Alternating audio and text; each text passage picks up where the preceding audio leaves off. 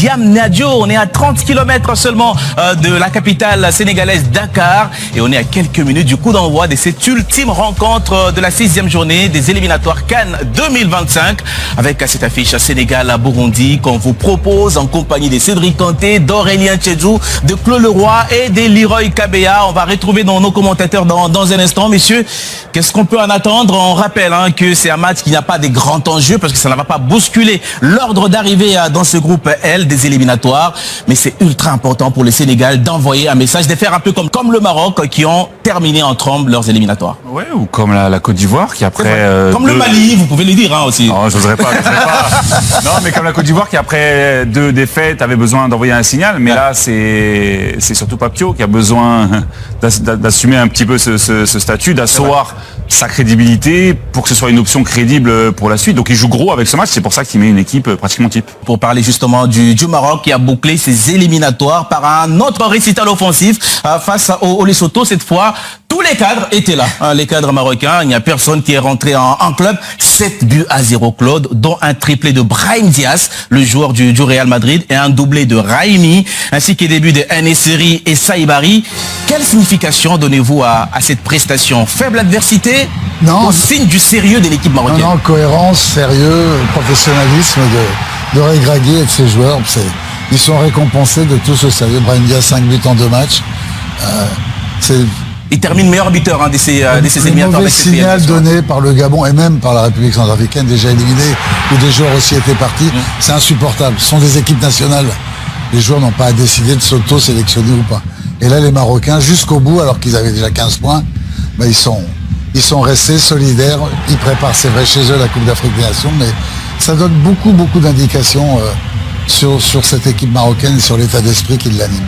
On sent qu'ils se sont réajustés Aurélien tout au long de ces éliminatoires pour devenir un vrai rouleau compresseur. Car à l'aller, le score n'était que de 1-0 à domicile déjà face au Lesotho.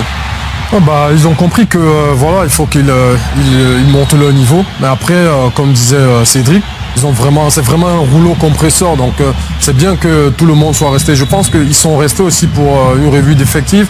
Chacun veut montrer ce qu'il a sa place dans cette sélection. On sait que les places seront chères. Il y a des joueurs qui sont en train de marquer beaucoup de points, à l'image de Brahim Diaz qui est au Real Madrid. Donc ici Nesiri qui est en train de marquer aussi son but. Donc les places sont chères pour cette prochaine campagne. Du coup, tout le monde est concerné. Cédric, faut-il se fier à ces larges scores pour dire que le Maroc sera favori, ou il faut se méfier parce qu'on se souvient qu'il y a eu un coup de mou à la dernière Coupe d'Afrique des Nations après avoir pourtant impressionné le monde entier à la Coupe du Monde? Déjà, ils sont à domicile. Ils sont à domicile, c'est la seule équipe qualifiée, c'est la seule qui gagne tous ses matchs. Donc oui, ils sont favoris, il n'y a pas de doute. Mais ce qu'a dit Aurélien est très juste. Les nations où il faut gagner sa place, tous les joueurs sont restés. C'est bizarre. C'est vrai.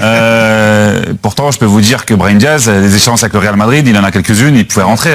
Il a été blessé. Ça, c'est vraiment très positif quand même.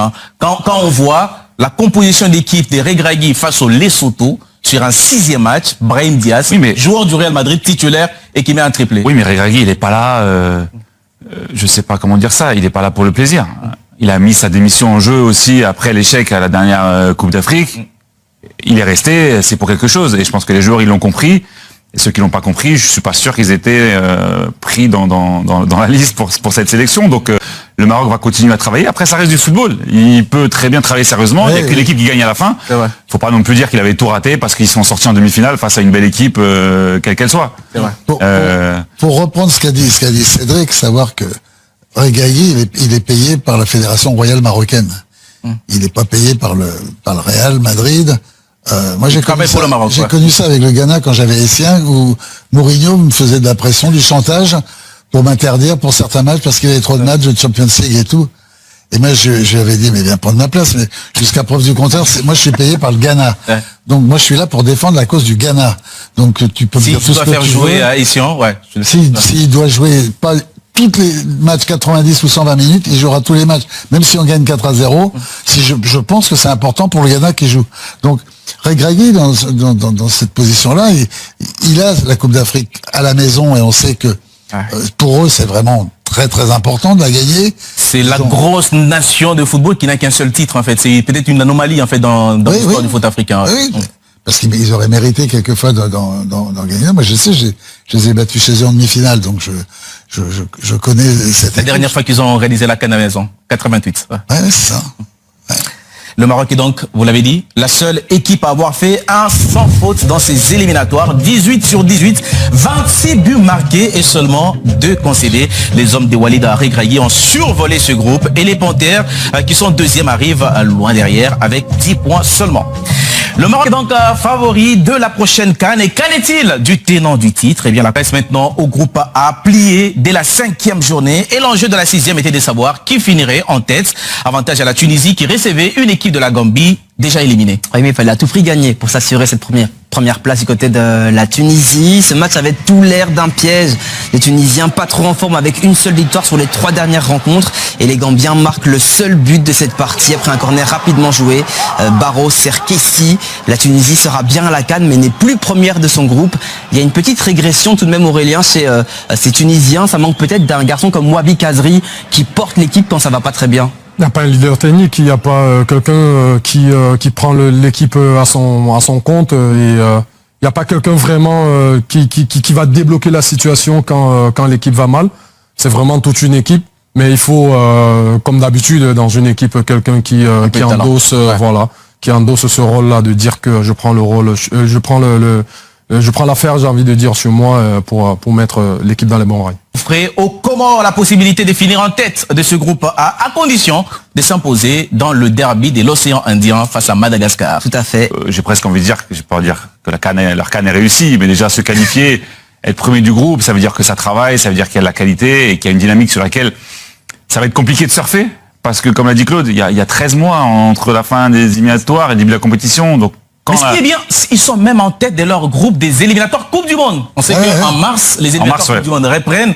Et donc, ils peuvent surfer là-dessus. D'autant plus que, Aurélien le disait la dernière fois, ils gardent cette grinta, cette volonté de pouvoir jouer à fond les différents matchs. Mais en plus, il y a de la qualité. Ces joueurs des Ligue 2 qui jouent très bien ensemble. Il y a une passion derrière cette équipe, il y a un enthousiasme. C'est l'inverse de la Tunisie. Quand je vois l'entraîneur tunisien, au lieu de s'occuper de son équipe, qui porte des jugements de valeur terribles sur le Maroc en disant qu'est-ce qu'ils vont acheter, qui donnent des fortunes pour que les joueurs prennent la nationalité footballistique. Les joueurs, ils gagnent des fortunes. Ils n'ont pas besoin d'être payés pour jouer pour le Maroc. C'est parce qu'ils sont fiers aussi. C'est plein du trou générationnel à la Tunisie. Certains se décident un peu tard, mais ils ont envie de jouer pour la Maroc. Donc quand je vois un entraîneur qui est pas capable de prendre du recul par rapport à sa propre performance en invoquant ce qui se passe ailleurs, c'est qu'il a rien compris à ce métier. Moi, j'aime pas critiquer, mais il n'a absolument rien compris. Donc, les Comores, c'est exactement l'inverse.